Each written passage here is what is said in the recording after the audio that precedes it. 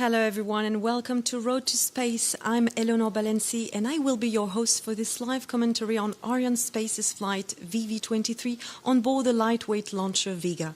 This is my first commentary. I am very excited. And with me in the studio to provide a deeper insight into tonight's mission is Samuel Rogez. Good evening, Samuel. Good evening, Eleonore.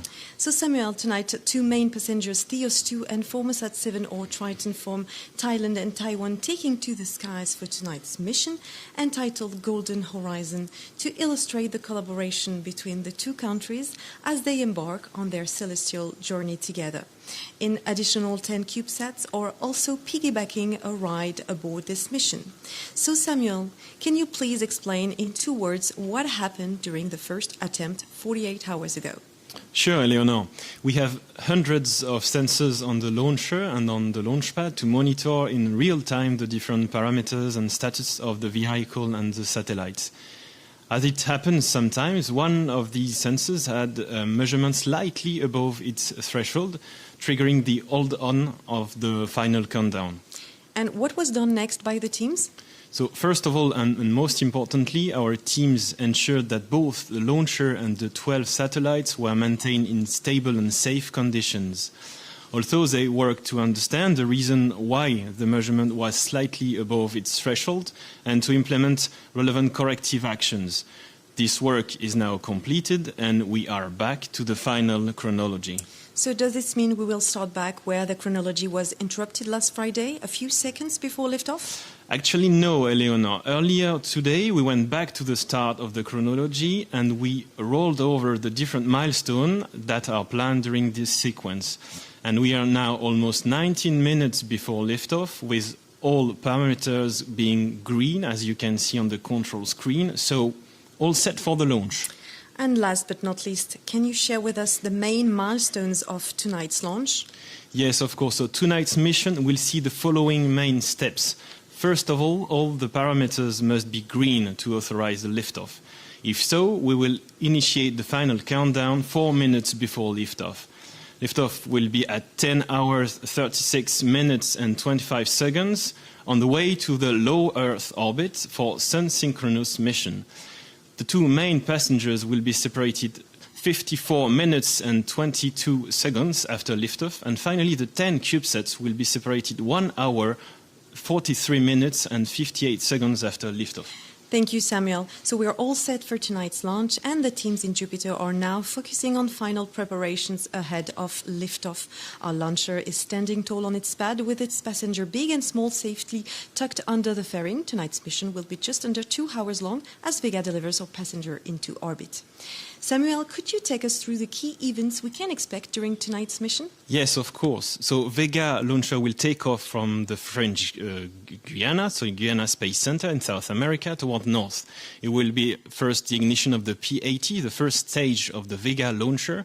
The P-80 will push for about 2 minutes, and then a separation command will be sent to cut out the stage and separate it. This will be followed by the ignition of the second stage, the VV23, which will take over from the P-80 and continue increasing the launcher speed. It will then be separated, and this time it's the VV9 that will provide the launcher thrust. The VV9 will operate for almost 3 minutes, and during this phase we will jettison the fairing that protected the satellites as they pass through the atmosphere. Then the VV9 will be separated as well. Next comes an important step. It will be the first ignition of the upper stage, the AVUM, which is a rather special stage because it uses liquid propellants. It will be ignited and then it will shut down about 7 minutes later. We'll then have a long phase known as ballistic phase, which will lead us over Australia, where we will carry out the second ignition of the AVUM. And shortly after, we'll separate THEOS-2 and FORMOSAT-7R, and they will be released at the same time, simultaneously. Then after a short pause, we will reignite the AVUM upper stage for the third time to reduce the orbit altitude. After this burn, rather short, we'll have another ballistic phase that will take us over Cuba, where we can have the fourth ignition of the AVUM to circularize the orbit, and then separate the auxiliary passengers, the different CubeSats. Last step of this VV23 mission will be the final burn of the upper stage over Canada to reduce the altitude and avoid leaving debris orbiting the Earth. Thank you, Samuel. Liftoff is scheduled in just over 15 minutes time. We will be hearing all the major milestones of tonight's mission announced by the Range Operations Manager, or the DDO, as we call him in Kourou, Axel Serges. Next to him is tonight's mission director, Bruno Hérin. Our two main passengers are due to separate simultaneously some 54 minutes after the launch, while our batch of smaller satellites, the 10 Cubesats, will be released around 50 minutes later. So now, let's first take a closer look at one of our first main passenger, FORMOSAT-7R TRITON.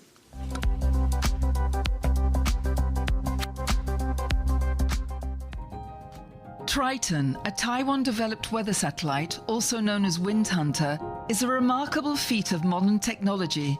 It is set to revolutionize the understanding of our planet, from the depths of the oceans to the height of the atmosphere. This mission payload, co-developed by the Taiwan Space Agency TASA and its academic partners, is the Global Navigation Satellite System Reflectometry, or GNSSR, an Earth observation technique allowing the satellite to take measurements of ocean wind speeds.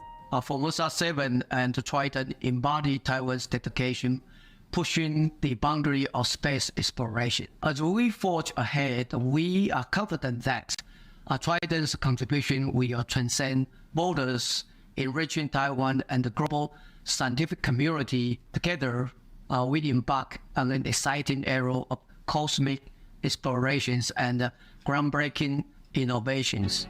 One of Triton's key missions is to provide observations over ocean areas prone to severe weather systems.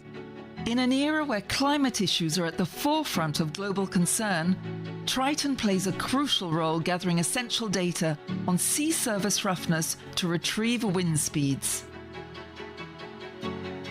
Its real-time data transmission capabilities allow scientists to track events of natural disasters with unparalleled precision and to predict typhoon intensity, as Taiwan is greatly affected by typhoons every year.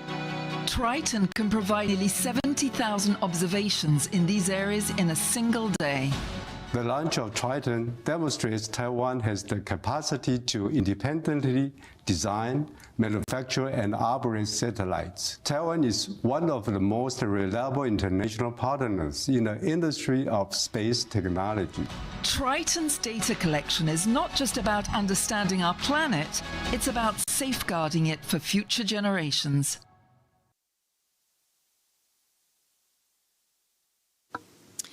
And of course, we'll be taking a closer look at our second main passenger shortly. But first, we'd like to point out this panel, which we call the status panel, here in Jupiter Mission Control, and all eyes are focused on it ahead of the mission, Samuel. Yes, it's an important panel. You show it on the right of the screen. It's a panel that summarizes the status of each of the systems and subsystems that are needed to achieve this launch. So it is very like a traffic light. If it's green, you can go ahead. If it's red, you'd better stop. For instance, what can lead to a red status could be the weather or the lightning risk, or if there is any trouble with the antennas, for instance, which are following the launcher. Of course, the launcher and the satellites have also their own parameters which are monitored, and they can raise a red in case there is any trouble. And for now, good news, Samuel, we're all green, so Yeah. we are going to check out the other main passenger, Earth observation satellite THEOS-2.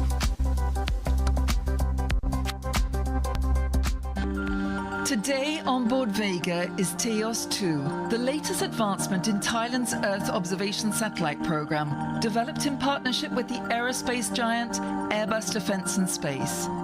THEOS-2 satellite, short for Thailand Earth Observation Satellite 2, is part of the second generation of Thailand's GISTA Earth observation system, succeeding the highly successful THEOS-1. After operating the THEOS-1 satellite for around 15 years, Thailand decided to renew its partnership with Airbus with the THEOS-2 program. THEOS-2 is a very compact satellite providing images with a 50 cm resolution.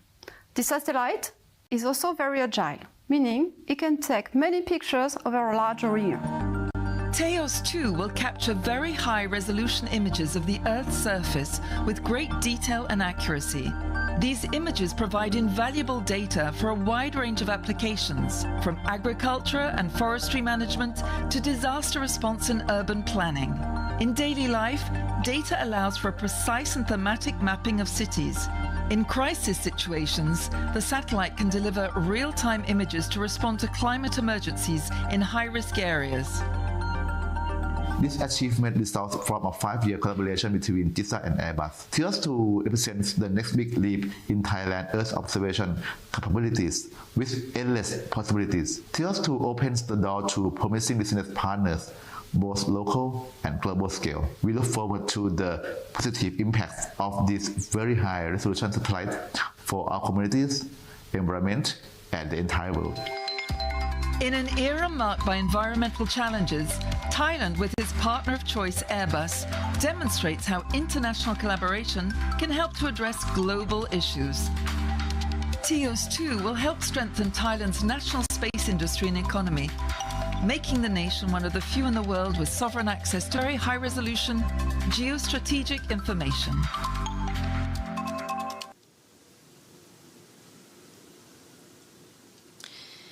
And as we mentioned earlier, below our main passengers are 10 CubeSats, which will be released some 50 minutes after THEOS-2 and Triton, thanks to a specifically designed dispenser called SSMS, able to accommodate pretty much any combination of passengers. Is that right, Samuel?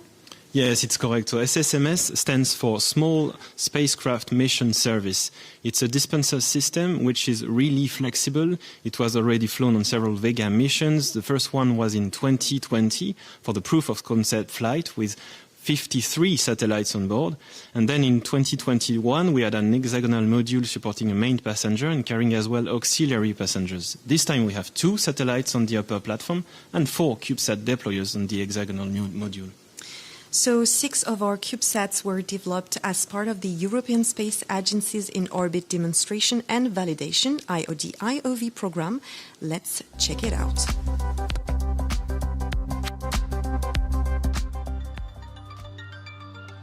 The European Commission is currently at the forefront of pioneering space technology thanks to its in-orbit demonstration IOD and in-orbit validation IOV missions. The 6 satellites flying today will enable new technologies to be tested in orbit and gain flight heritage. The European Commission provides free-of-charge services for aggregation aboard satellites, launch and operations with the support of ESA. The IOD-IOV services not only drive scientific discovery, but also contribute to the growth of industries, to improving the everyday lives of individual citizens and to the resilience of our planet. They enable scientists and engineers to verify the performance of innovative instruments and provide students with invaluable experience in real-world space programs.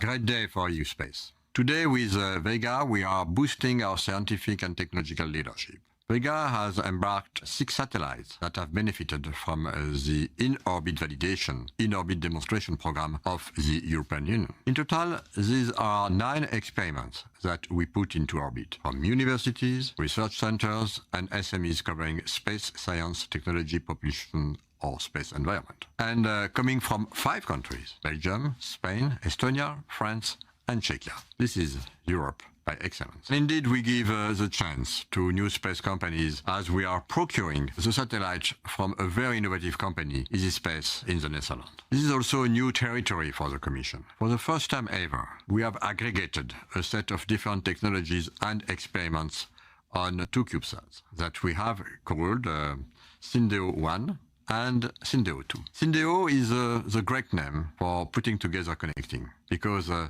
this is what we do, building bridges across Europe. Amongst the 9 IOD-IOV experiments on board Vega is S-Cube-2. This 3-unit CubeSat satellite, conceived by a group of students from the University of Tartu in Estonia, will gather scientific data on vegetation and test a new method to help keep space clean of debris. Another one is ANSA, a cluster of 3 satellites from the Spanish Institute of Aerospace Technology, INTA. working together to study and monitor the quality of water in the reserves of the Iberian Peninsula. This is the first step. Our IOD IOV program will continue to grow. Stay tuned. And in addition to the 6 IOD IOV CubeSats already mentioned in the movie, there are 4 more on board. Can you describe them to us, Samuel? Yes, of course. So there are first NES for CNES, the French Space Agency, with a demonstrator to detect and localize interfering emissions on Earth. Then PRETI for Graz University in Austria. Then MAXAT for OQ Technology in Luxembourg. And finally, we have PVCC for Aerospace Lab and ESA. So these CubeSats embark a wide range of payloads and demonstrators. Thanks for these details, Samuel. So on the ground in Kourou, the teams are hard at work as we prepare for liftoff. Very near to the actual Vega launch pad is the Vega Launch Center, the so-called CDL. All camera teams were out shooting there earlier today. It can be compared to a kind of cockpit on the ground. Can you tell us more about that, Samuel? Yes, indeed, there are several teams. There are those located in Jupiter building, which is a kind of control tower of the Guiana Space Center. And you have the Vega Launch Center, Vega CDL, a building called Pandora. And it's located in the Centre Technique, very close to Jupiter 2. Inside this building, you can find all launcher and launch complex operations teams, as well as the technical authorities, which you see on the screen. These teams manage and monitor all the operations leading to the launch up to the last second. And now, Samuel, we are waiting for the DDO to announce the start of the synchronized sequence.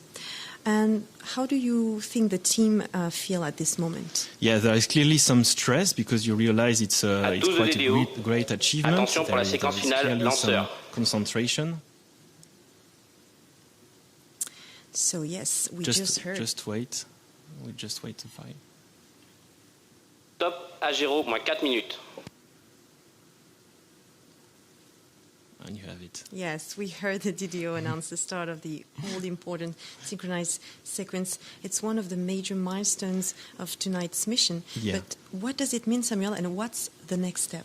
It's the start of the synchronized sequence is an important step because it marks the start of the final phase that will prepare for takeoff and gradually give the launcher full autonomy to proceed with the liftoff. So here it is, standing on its launch pad, but the first parts of the launcher arrived in Kourou back in June, right? Yes, indeed. Most of the components of the Vega launcher arrived by sea, as you see, at the port of Kourou and were then transported by road to the Space Center. The first stage, the P-80, arrives on a mobile platform on the Vega launch pad. It's hoisted into the mobile gantry. And then we have the second stage, the VV23, which is lifted and assembled on top of the first stage, the P-80, as you see on the screen. Step by step, we are building up an assembly of solid rocket boosters. The third stage, the VV9, which you see on the screen, is hoisted into the building and integrated on top of the VV23. And then it's the AVUM upper stage, which arrives in its container. It's unloaded and then integrated onto the VV9 stage. As for the satellites, THEOS-2 arrived by plane in August and was prepared in a special facilities, clean rooms under very controlled atmosphere. And a number of operations are carried out in autonomy, and then THEOS was integrated on its adapter, filled with propellants. You can see the special suits we have used. FORMOSAT, on its side, arrived by plane also in July, and then followed a similar path with preparation, integration on its adapter, and propellant filling. The Cubesat deployers were integrated on the hexagonal structure below the platform. So for this mission, we had 4 deployers mounted on the hexagonal module. Then FORMOSAT-7R and THEOS-2 were integrated on top of the SSMS on the upper platform. And once the assembly was completed, it was enveloped in the fairing, which protects the satellites for the next phases of the mission. The upper composite was then transferred to the launch zone on a mobile platform. It's hoisted at the very top of the launcher and integrated on the AVUM. Several hours ago, we removed the mobile gantry, and we have now the launcher ready for flight. So in a few seconds, the DDO is going to announce the 1 minute mark ahead of liftoff. All the markers are green to go, as you can see on the status. Samuel and I are going to interrupt our commentary now and let you sit back and enjoy the launch. À tous de DDO, attention pour moins d'une minute.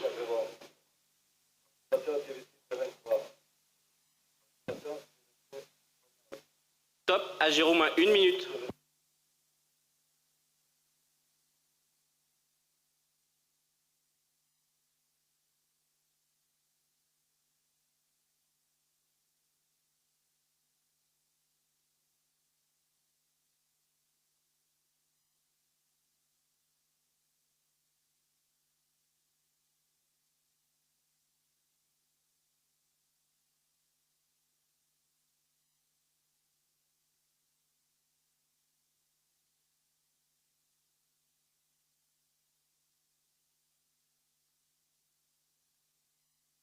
À tous de DDO, attention pour le décompte final.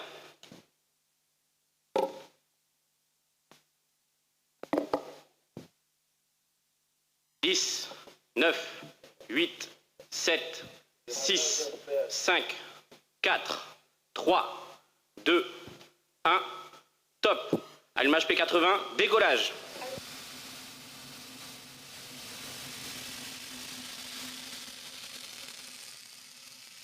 La propulsion est nominale.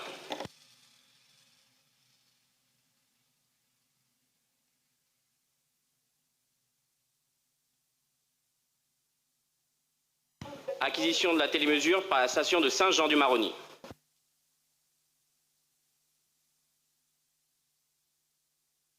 Les paramètres à bord sont normaux.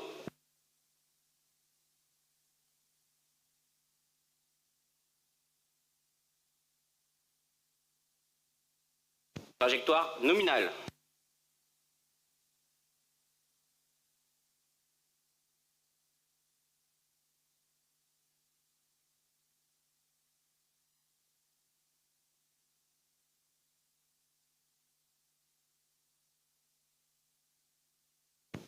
Pilotage calme, propulsion nominale.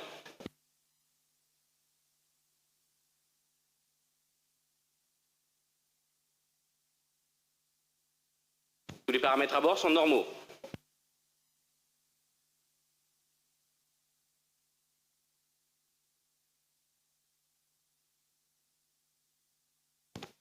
Pilotage calme.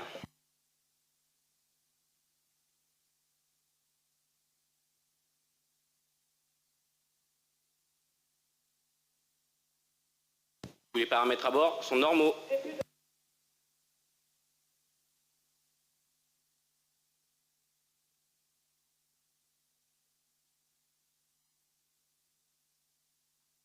Trajectoire nominale, pilotage calme.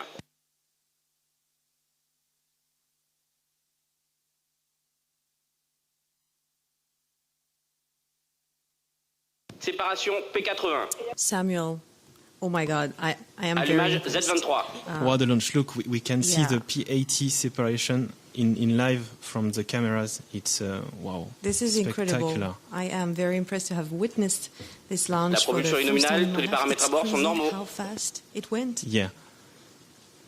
And so far everything is nominal, so it's very good. So in the THEOS-23 has ignited, so started the second stage phase. Mm-hmm. So in a few seconds, he will have finished his job and separate from the launchers. Mm-hmm. And Pilotage then the calme. third stage will continue to continue the mission. So now we are waiting for the next announcement, and this follows the Trajectoire basic nominale. principle. When it comes to a space launch, you've got to shed as much weight as possible and as fast as possible, right? Yes, indeed. The principle is to get rid of the useless mass. As you heard, we separate the first stage, then we soon separate the second one.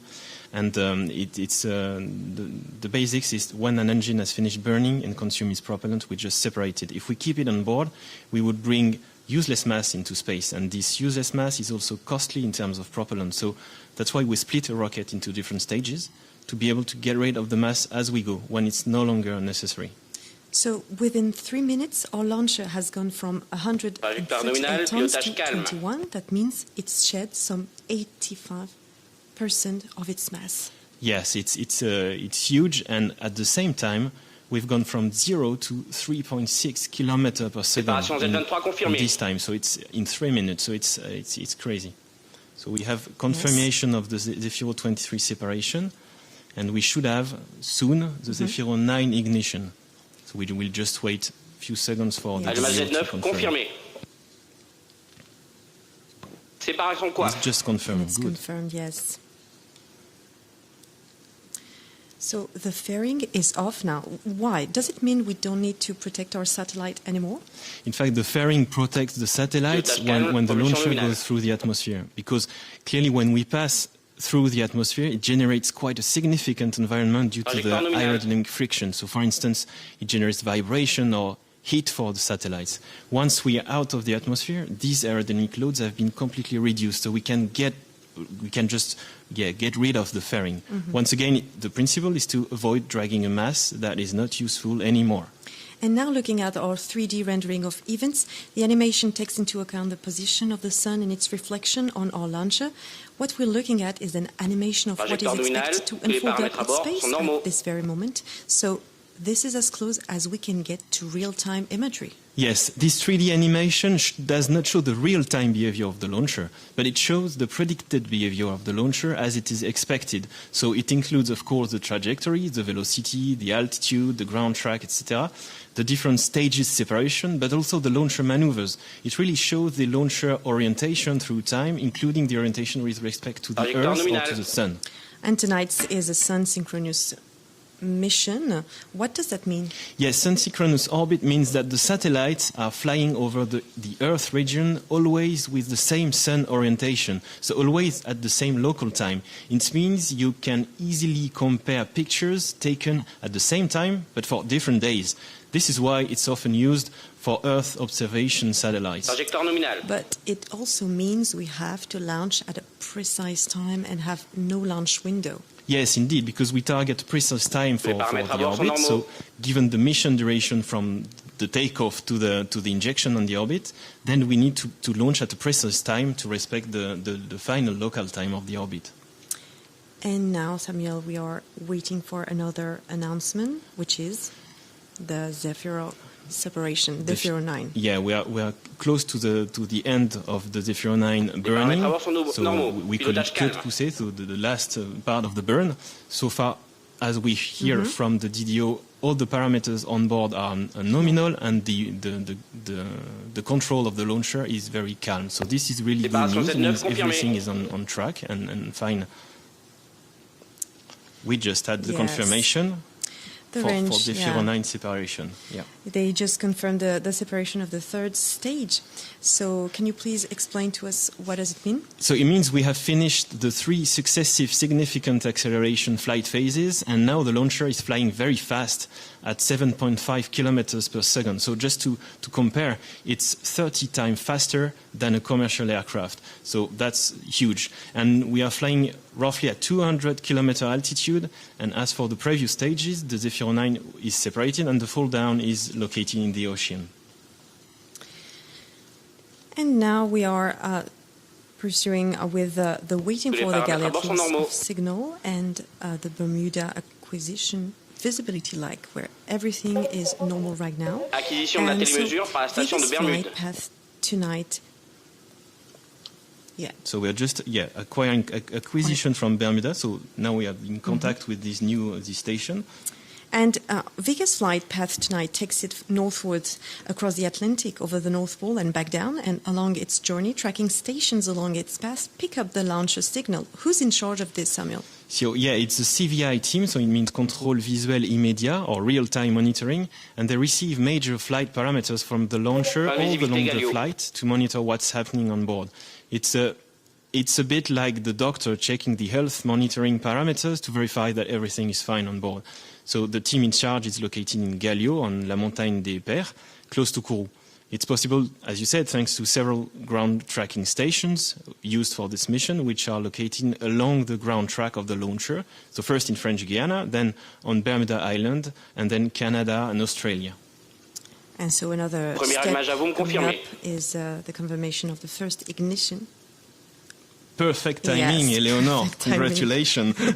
Thank you. So we had the confirmation of the first AVOM ignition. Yes, absolutely. What does this mean? It means that this is the last stage of the launcher. It will deliver our first customers to their final destination with a very good precision. So the first AVOM boost is mandatory to reach an intermediate elliptical orbit. When achieved, the stage will just cut off.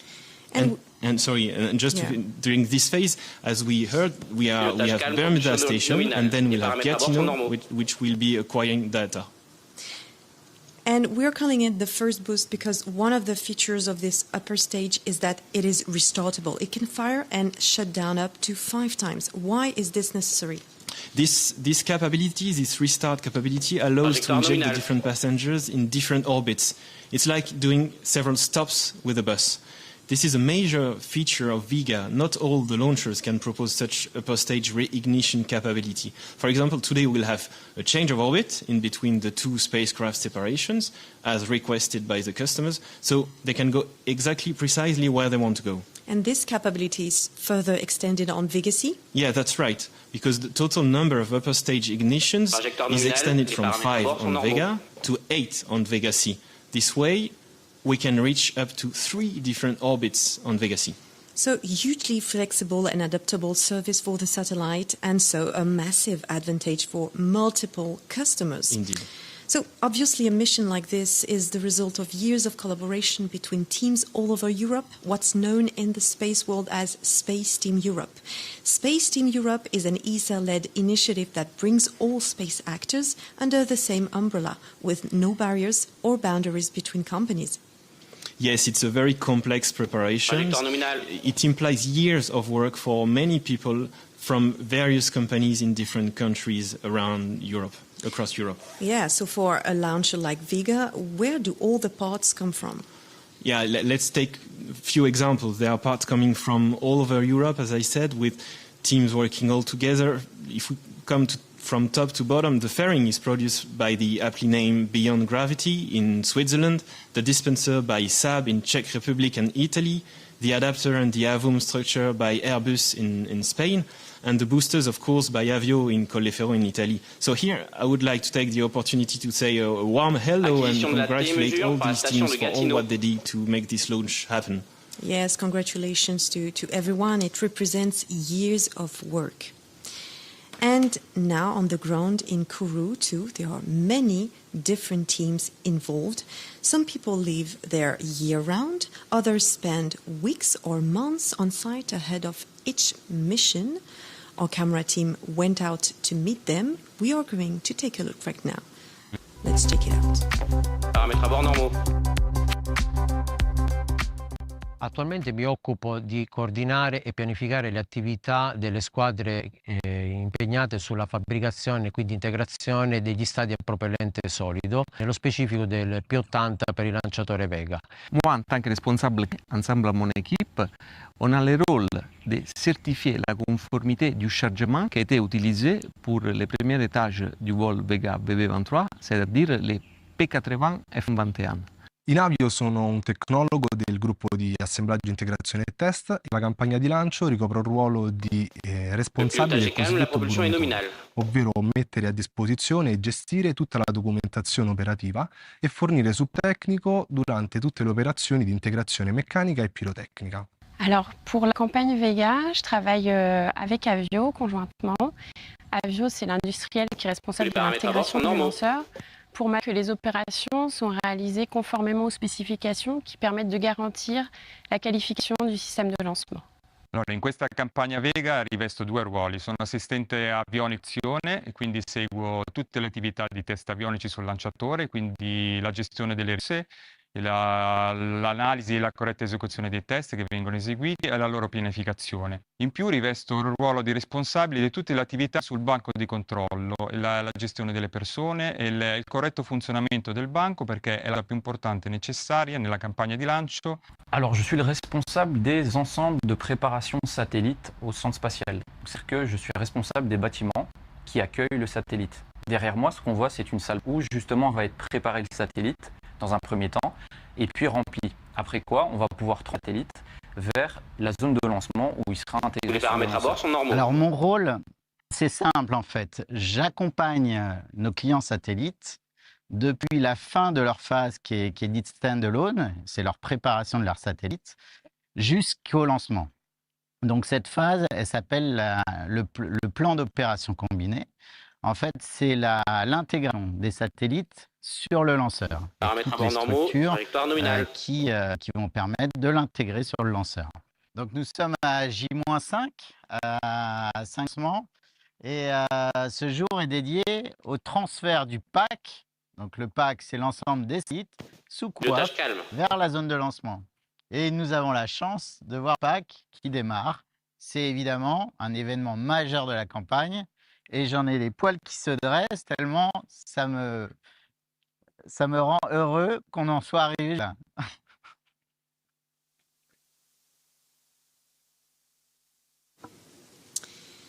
And yes, this video illustrates a real teamwork. And now we are waiting for confirmation of the first engine cutoff, which will signal the start of our first long ballistics phase. So what does this ballistics phase mean for all launcher and all passengers? Once the Avum engine shuts down, the launcher and the spacecraft are on an elliptical orbit with no engine thrusting, and it will last approximately 36 minutes. So this coasting phase or ballistic phase will enable us to reach an altitude above 600 kilometers. During this ballistic phase, the launcher will keep its momentum and continue its path around the North Pole and then down to Australia. So we had just confirmation of the first Avum cutoff, which is very good news.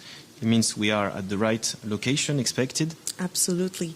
So, Samuel, one day we'll be sitting here commenting on the new upper stage engine, which will take over from Avum and which is currently being tested. This is the M10 engine, which we see at the screen, and it's developed by Avio with a thrust class of 10 tons. It's the first of its kind to be successfully tested in Europe. It's made with additive layer manufacturing, and it's part of the development of Vega E launcher, an evolution of Vega, a project coordinated by the European Space Agency with the goal to qualify this next version starting in 2026.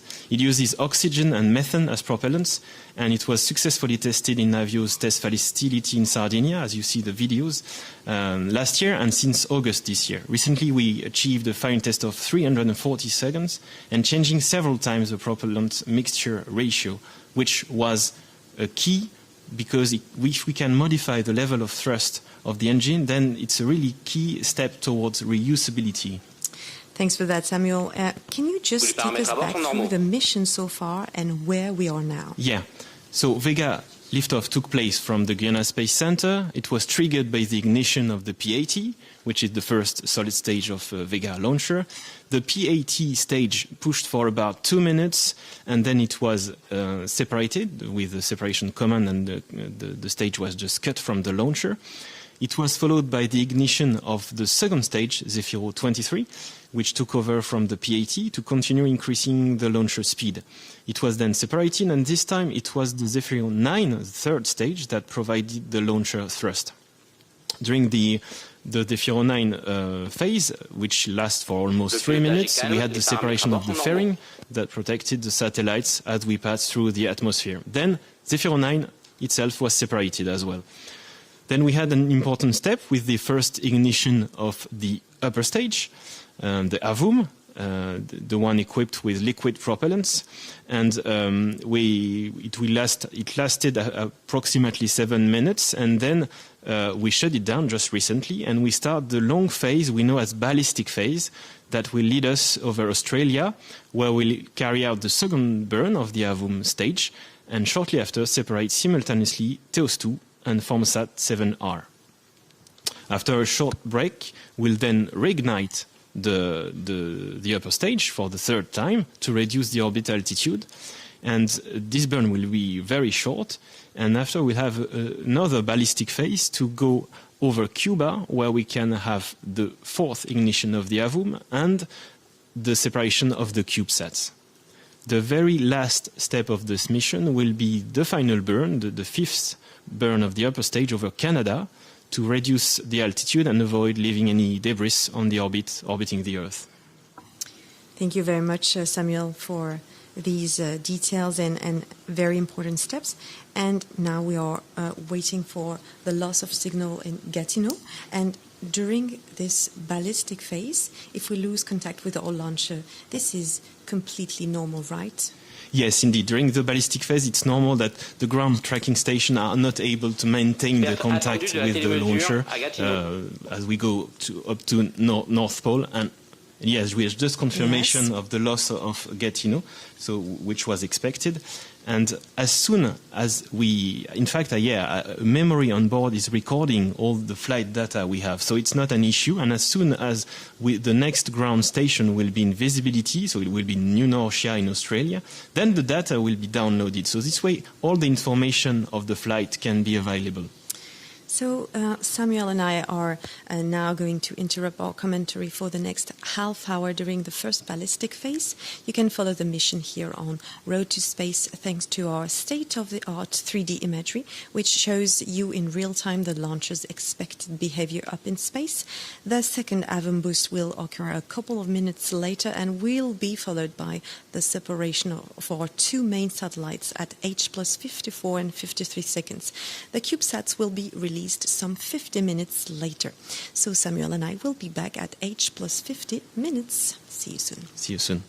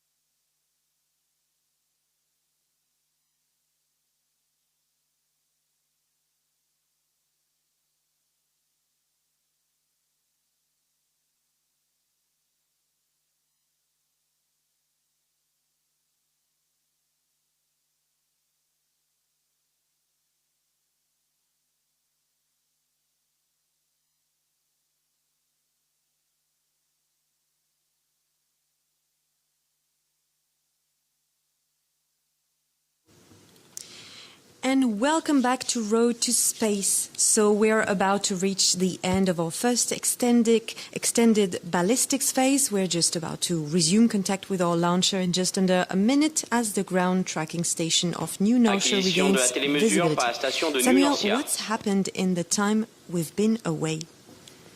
So it's good, in perfect timing, we have the confirmation of acquisition by New Norcia station. So during the ballistic phase, the launcher has kept its momentum and continued its path around the Earth, so toward the North Pole and down to Australia.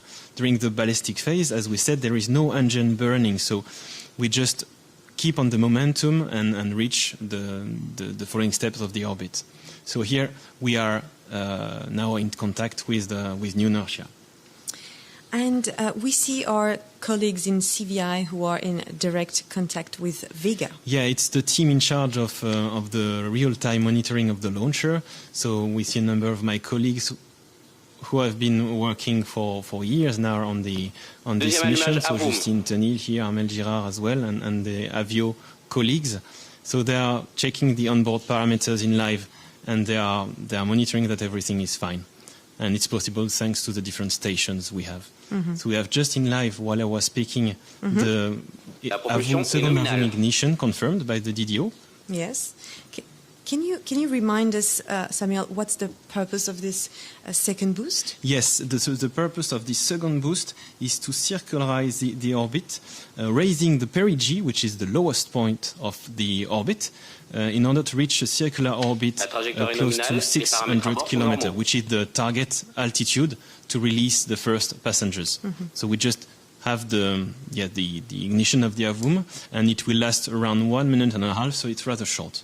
This simultaneous separation is a specificity of this mission, right? Yeah, then after the second boost, we'll have the simultaneous separation, and it's rather tricky because we'll have a very precise orientation with respect to the Sun. This is to avoid that the Sun illuminates sensitive areas of the satellite, and we'll have different velocities. THEOS will be separated quicker than FORMOSAT. This is to ensure a correct distancing of the satellites once they will be in orbit. And yeah, this separation was quite tricky to be studied and verified. It implied rather complex studies from both Arianespace and Avio teams to be sure that all goes perfectly. And here we had just the confirmation of the extension of the Avum.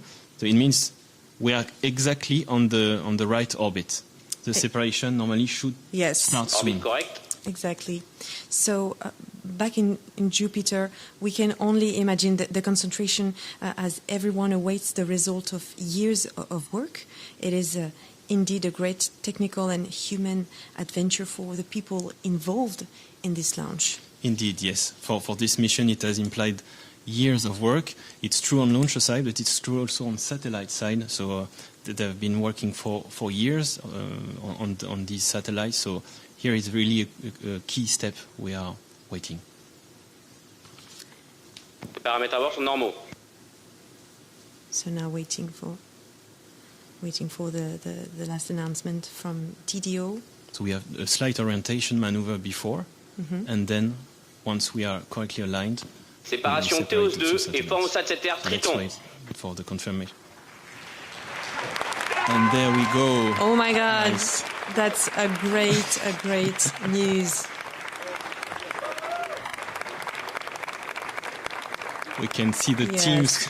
It's very nice to see these images of the teams at Jupiter Center. You can see Bruno Hérin, who I guess is a bit relieved. Yes, big round of applause there.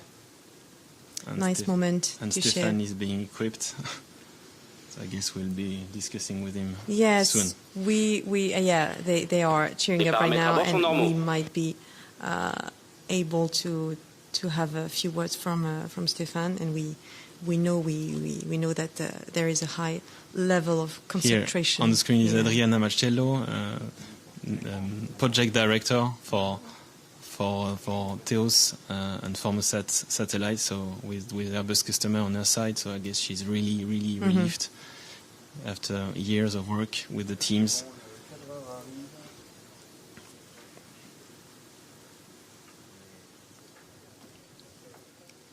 And while we're waiting for Stéphane to be interviewed, what will you remember from today's launch? I mean, it's a bit special because I was involved in the first steps of this preparation of this mission. So for me, yeah, it's really a chance for it's me unique and special, you told me, to have been involved and see the conclusion, the outcome, and being aware of the teams that have worked so hard on this, and to see THEOS and FORMOSAT-7R correctly released. It's very nice. I think Stéphane is ready.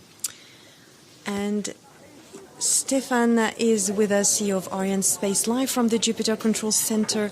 Hi, Stéphane. So what just happened? Where do we stand now? Yes, so we have now reached a key milestone of this mission because we have successfully separated on the right orbit our two main passengers, THEOS-2 for GStar, built by Airbus Defence and Space for Thailand, and FORMOSAT-7R TRITON for the Taiwan Space Agency, THEOS. And now, Stéphane, what's next ahead of us? So in now less than 50 minutes and after 2 more boosts of Avum, we will separate our 10 auxiliary passengers. You know that this mission is embarking very innovative satellites, Cubesat. Some of them are for the European Commission, so we need now to go to this final step for success of the mission. Tous les paramètres à bord sont normaux.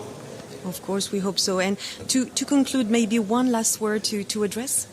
Yes, for sure. I would like to thank our customers for their trust, Thailand, Taiwan, Airbus Defence and Space, the European Commission and the Cubesat, for which we are now about to deliver. And for sure, I would like to thank all the teams for what have been already done tonight. The team of Arianespace, for sure, but Avio, our prime for the Vega launch system, ESA, CNES, and all the teams who have worked for this tonight mission. Thank you very much, Stéphane, and again, congratulations. Thank you very much. Great news for this successful first part of the mission. The release of our 10 CubeSats is scheduled in about 45 minutes. The separation is scheduled to start at H+1 hour, 43 minutes and 58 seconds. This will take about 2 minutes. That's quite long in space-time. Can you tell us why, Samuel? Yes, of course. So it's for the CubeSat, it will take 2 minutes to separate the 10 passengers we have. This is due to the fact that the separation sequence is a bit long. You have to know that for separating the CubeSats, the launcher is oriented in a very special manner.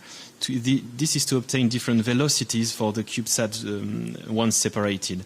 So once we'll be positioned, we will open the first batch of deployer doors to separate the first CubeSats. But you have to understand that one deployer has 4 doors to open. So we need to wait a bit, so between 30 seconds and 1 minute, between each door opening to ensure that there is sufficient distance in between the CubeSats and avoid any risk of collision once in orbit. This is why the overall CubeSat separation sequence can last 2 minutes in total.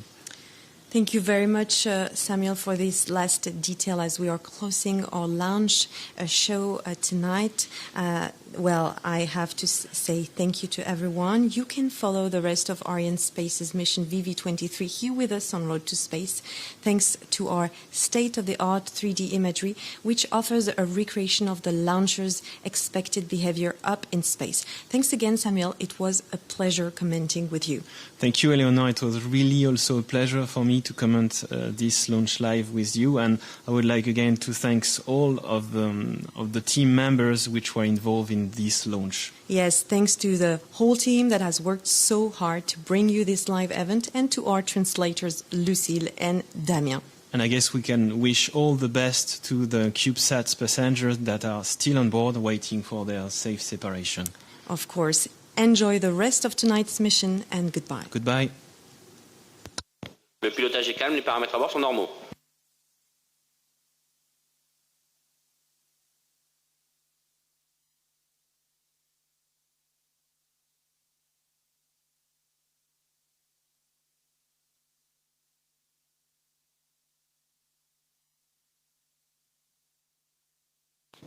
Allumage, troisième boost, à vous.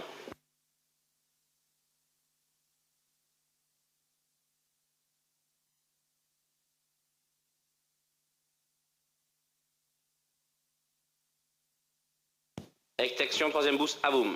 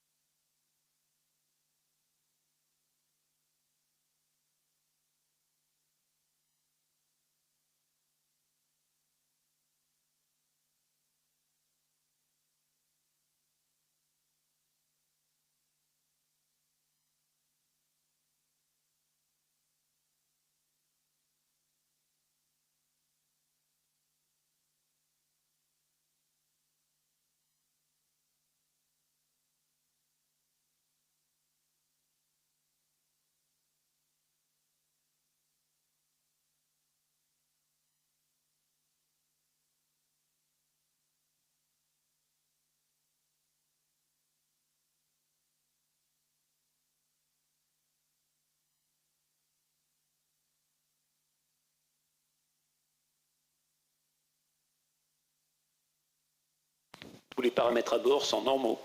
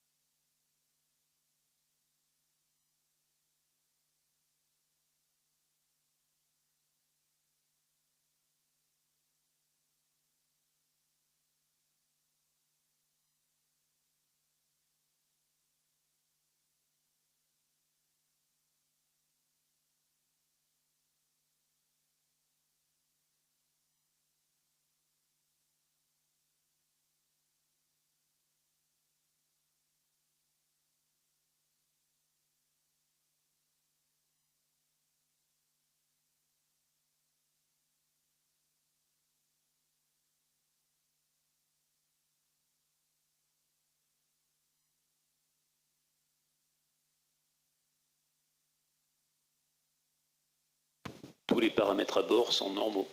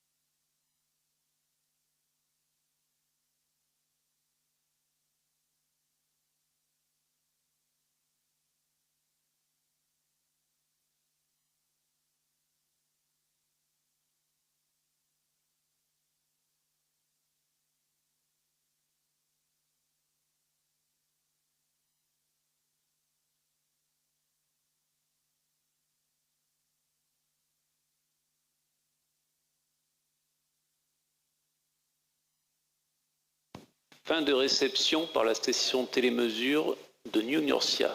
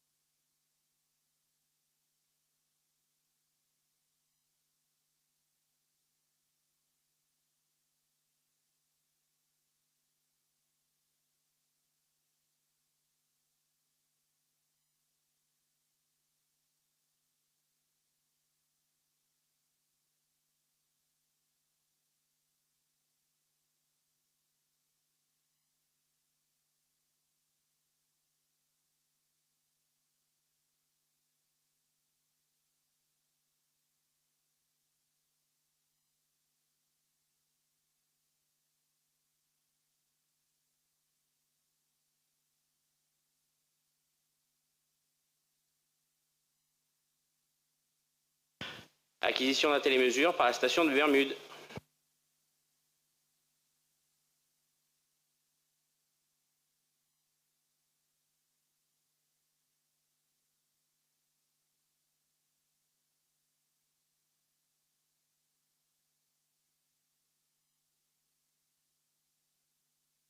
Le pilotage est calme, tous les paramètres à bord sont normaux.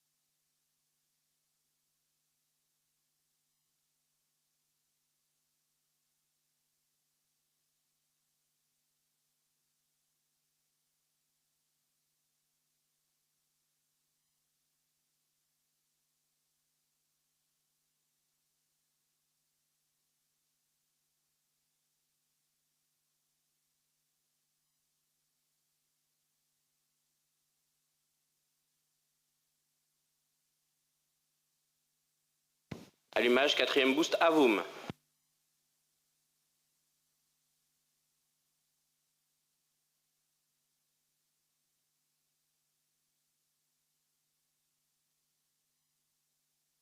Quatrième extinction Avum. Acquisition d'un télémesure par la station de Gatineau.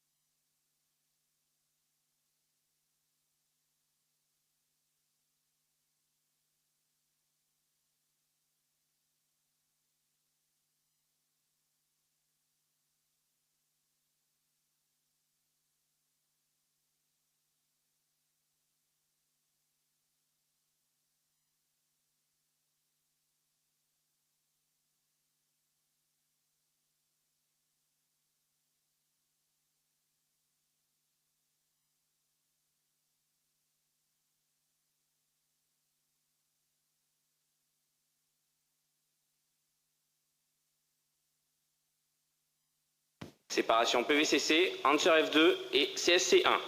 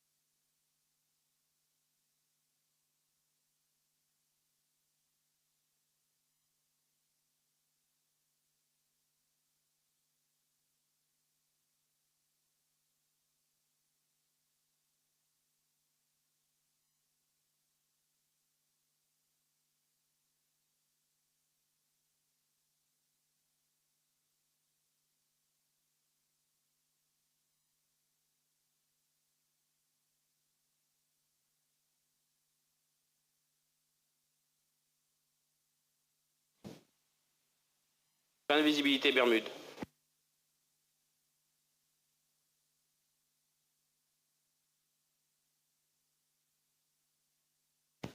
Cinquième allumage à Voom.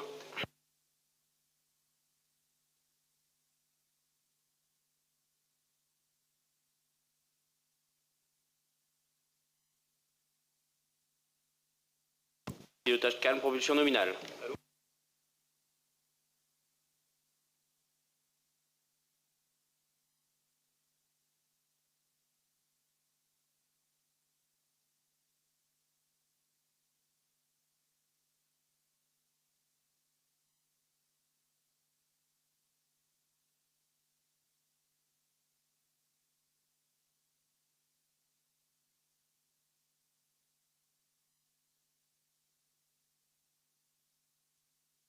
Les paramètres à bord sont normaux.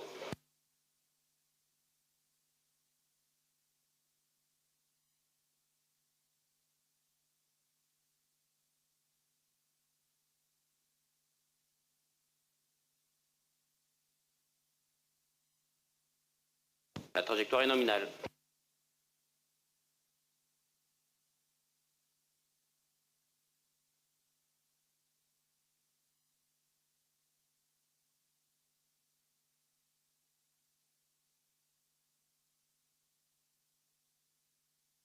Extinction du dernier boost à Voom. Les paramètres à bord sont normaux.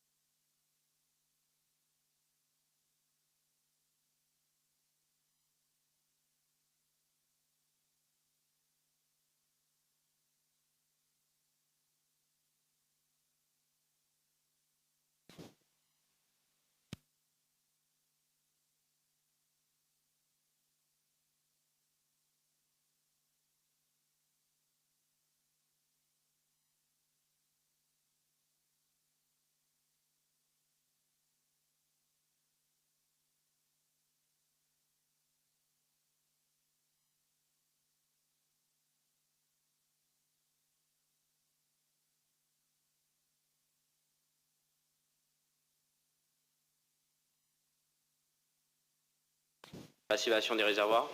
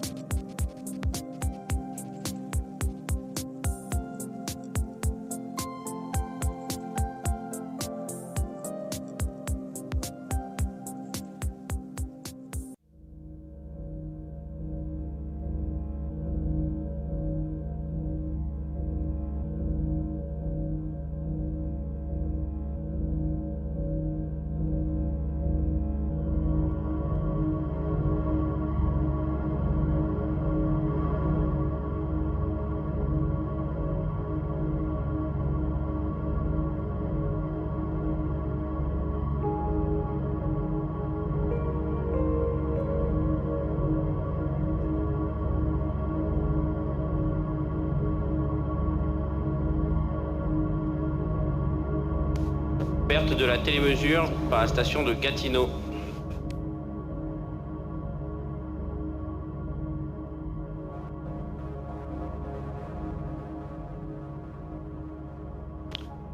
Fin de mission.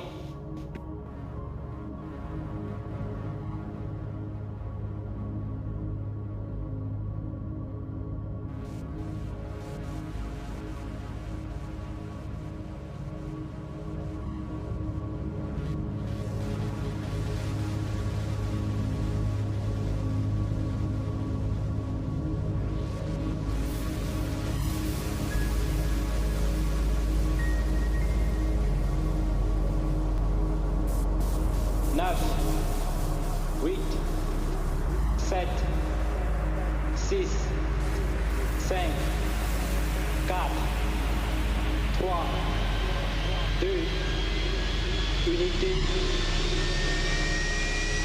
Stop.